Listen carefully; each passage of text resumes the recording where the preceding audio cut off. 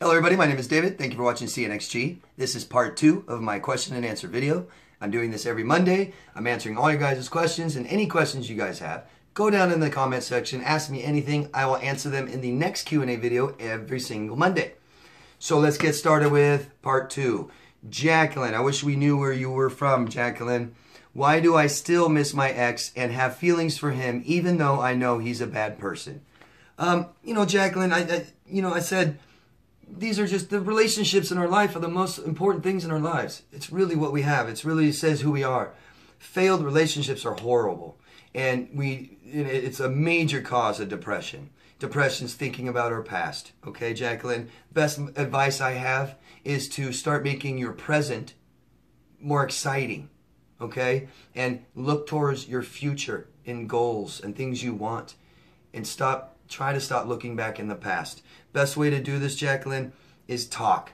Talk. It helps us process things. And you do it with somebody else, and it helps us feel better and encourage us to keep going and to not look back, to think that we're good people and to look towards tomorrow, So that's my best advice, Jacqueline. Look forward to tomorrow and have reasons to look forward to tomorrow. And make your present better, living, exciting.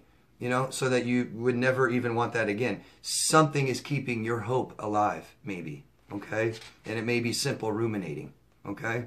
So keep yourself busy, have positive things, positive people, and have goals, all right? Best thing I always tell people, if you want your life to be interesting, have interests, okay? Have more interests. There are things in the world that interest you don't know about, you haven't discovered. With the internet, it's easy to do. It's easy to explore different continents and countries and cities and people and artwork and all kinds of different things to discover. And I guarantee you, every one of you have tons of interests you don't know about. So go out and find them. It makes life interesting and it helps us keep from living in the past, okay? Thank you, Jacqueline. Alan from New York City. Hello, Alan. What is the fastest way to heal from a breakup with a borderline? Well, this isn't too much about speed, Alan. You got to take your time. This is going to take a long time. It took you a long time to get here. And not just the relationship. Most likely, there's stuff involved in your past that got you here. And those are the things that you need to work on the most. People can heal as far as feeling better, right? We can recuperate and kind of feel like we did before and think that we're healed and stuff, and that's not it. There's way more to it. And time is the best thing. Time does heal. I've heard people say time doesn't heal. Yes, it does. Yes, it does. Because you have damage to your brain, and it takes time to heal that. And some of the best time you can to heal this is sleep. Sleep. Have good sleep, and I know it's the hardest thing for us right now. So really concentrate on getting good sleep. Go to bed earlier. I made a sleep video in my Healing CPTSD playlist, and it just offers so many different suggestions on how to get better sleep, okay? You have to be serious about these things, Alan. Get ready to do work, okay? The fastest way to heal from this is talking. It's talking. It's getting away from these people completely and every other person like this in your life. If people don't support you, they're sabotaging you. If they're telling you they love you, and they don't support you, they're sabotaging you. Get them out of your life, okay? Start surrounding yourself with better people, a good, healthy, clean environment. Start working out, okay? Start seeing a professional. Start doing classes like Pilates or yoga and stuff like that. It helps your breathing. I'm telling you, start meditating. I have a playlist, Healing CPTSD. It talks about all kinds of things you can do to get through this, okay? Good luck, Alan. Thank you. Katie from Minnesota. Hello, Katie. Does it mean I'm healing when my dreams about my ex are now me feeling sorry for him? Sure, Katie. And we don't need to feel sorry for anybody, just compassion, okay? And that's a great way to measure your healing. You aren't afraid of him anymore. You aren't upset as much. You don't have anger towards him. It's just compassion. And that's great. That's a beautiful thing to have because they certainly don't, do they? Good job, Katie. Keep going. Congratulate yourself. Recognize these things and congratulate yourself. Good job. Go out and celebrate. Really. Okay? Andre from Canada. Hello, Andre. Were your gut instincts ever wrong about a person, or were they always spot on? That's an interesting question and a good one, Andre. I'm never going to claim that my instincts were never wrong. But here's the thing. We all get these feelings about people, instincts. The problem is that we ignore it because we're so good at doing this. If you're with someone who abused you for years, I'm telling you right now, you've been neglected as a child. Because if someone neglects your feelings as a child, then you neglect your feelings as a child. We do all kinds of things to do this, don't we? We think that all kinds of things out there are bad, and if it's a bad experience, a bad feeling, we ignore it. We try to keep it far away. We try to pretend it's not like that. I don't feel like this. No, I have nothing wrong. No, I don't feel guilt, shame, scare, fear. Nope. I'm just going to ignore it, move on, go about my day. And it doesn't work. So, if you ignore your feelings, okay, what that is, feelings are awareness of your emotions. Emotions are reactions of your body. So you have a gut instinct about somebody. That's your body reacting, saying, I don't like this. I don't like this. I'm not comfortable. I don't feel safe. I don't feel secure. Okay, we all get that. But people that have been ignoring their own feelings for years, they aren't in touch with that. Just like you're good at ignoring fear and shame. And sometimes we don't even celebrate joy and happiness. Because if you ignore feelings or emotions, you ignore all of them. You can't suppress one emotion. Antidepressants don't just help with depression. You also don't experience joy and happiness and sadness and all these other emotions in your life, okay? You have 34,000 emotions. So they're all numb. If we numb our feelings, we aren't paying attention and we don't hear that gut instinct that tells us this is bad, this is not good. Do something, change this. We ignore it. No, it's okay. No, go away. And we stay around people that are bad for us. Hope that makes sense, Andre. Thank you. Jordan, the third from Richmond, Virginia.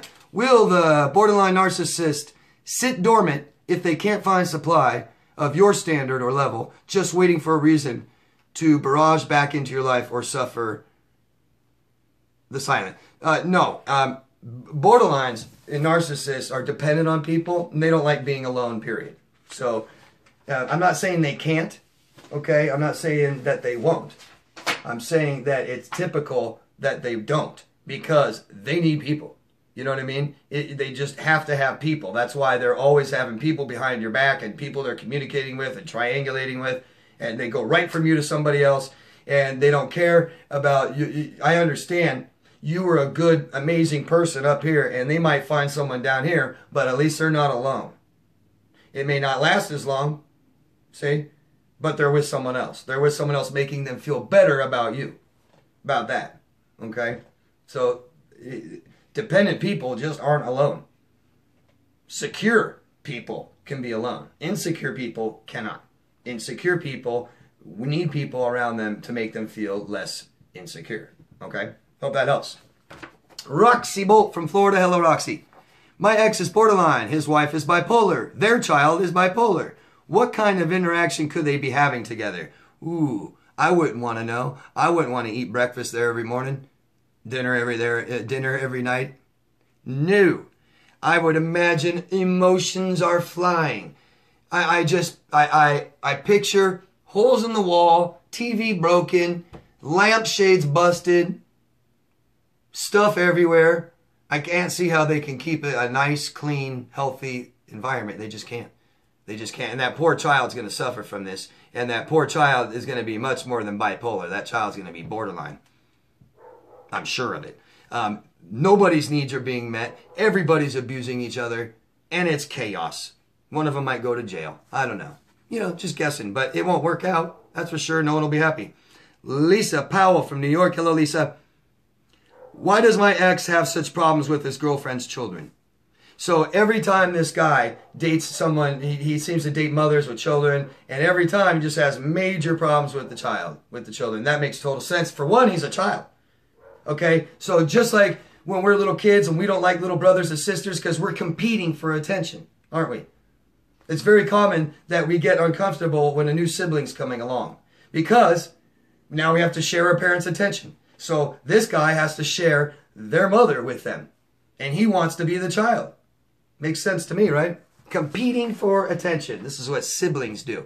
He considers himself one of their siblings. Your child.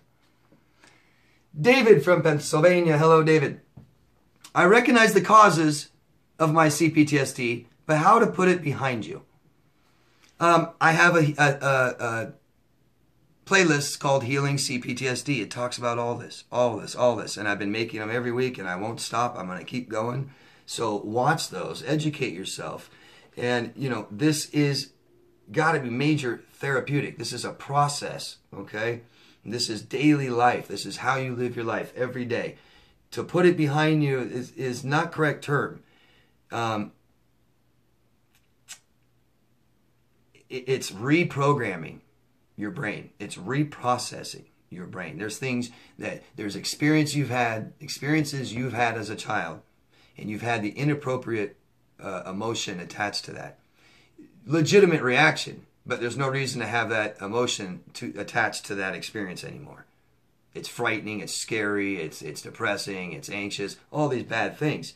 We need to deal with interactions and experiences appropriately. Learn how to do that. So my best advice is start learning how to deal with situations appropriately. Your reaction. Okay? Thanks, David. Alan from New York. Hello, Alan. How do I move past how nasty and mean-spirited my BPD ex acted?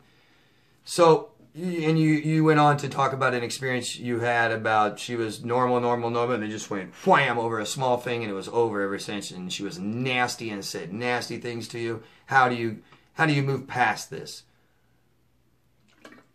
Well, I think I've been kind of saying it in the last few answers, and you know, support, talking, therapy, write down the nasty things she did, and what you're going to do when you talk to somebody else about these experiences. You've got somebody else there with you that isn't telling you that it's your fault, that isn't saying that, oh, look what you did, Alan, it was all wrong of you, you shouldn't have done it like that, you shouldn't have reacted that way. You just shouldn't have been around it. So find out why you're around it. How do you move past it? Support and talking, having a healthy environment, dealing with this relationship, dealing with feelings you had in this relationship. Talk about them. Write them out. Make videos just for yourself. Make audios, recordings. They're really good to do that, because to go back and watch these and listen to these and read this stuff again later really shows how bad it was, and it really shows your progression to yourself. Okay? It's a great thing to do. And I would recommend that, Alan.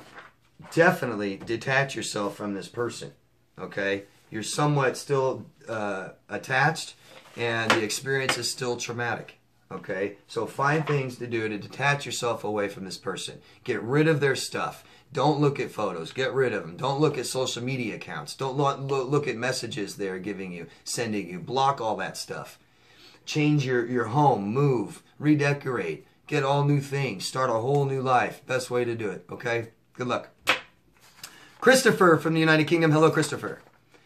Would a borderline sign divorce papers on the anniversary just to hurt the other person? Absolutely. I mean, it's not coincidence. If she signed the divorce papers on your anniversary, it's not coincidence, is it? I can't imagine. But congratulations, Christopher. Good for you. Finally she gave you a gift, didn't she? Finally. Finally, all these years, never had a birthday present, Christmas present, anniversary, dinner, nothing. She just gave you the best gift ever. Good for you, Christopher. Congratulations. You're a free man. Bjorn from Finland. Hello, Bjorn. I'm experiencing anxiety during the breakup. Is this normal? Totally, Bjorn. Totally. I can't imagine people not experiencing some degree of anxiety in a relationship that is broken up. Anxiety is fear of tomorrow. You know, if you're doing this all the time with this person, maybe for years, it's very scary once it's over. It can be very scary to be like, how am I going to move on? How am I going to start doing things differently? All these things. It's scary. Normal. Have support. Talk about this, Bjorn. Please. Please, please, please, okay? You're anxious. Your anxiety issues are very normal. And know that. And know what anxiety is. And know why you have it. Okay? You may have had anxiety issues before this relationship. And that's what you need to do now is to start working on those things, okay? Thank you. Shauna from Michigan. Hello, Shauna. Do narcissists have a thing with redemption? My ex would abuse and simultaneously give at the same time. Yeah, you know, Shauna, I don't think they're ever sorry. I don't think they're remorseful. I think they don't want people to know they're a bad person. And they also are very out of control. A lot of their abuse becomes very impulsive and compulsive, isn't it? It's just do it, do it, do it, do it. And they abuse you. And then they're like, oh God, I don't want to abuse you. I don't want you to leave me. I don't want people to know. So here, I'm a good person. Here's a gift. It's all manipulation and it's disgusting. This kind of stuff is so gross. It's so gross. It just screws with your head so much. There's terms for this stuff, and it's just horrible. It just is. You know, this is the kind of things that keep people that aren't loved and are confused right there with them. Right there with them. Okay? Thank you, everybody. That's all for today. That's today's Q&As. So any questions you have, just ask me, and I'll answer them in the next Q&As. Okay, guys? If you could, please share this on there, out there. Give it to people. Share it to people. Put it in a playlist. All these things help. It gets the information available for people that really, really need it. Thank you so much, everybody. Love yourself first, okay? I will see you next Monday. Bye-bye.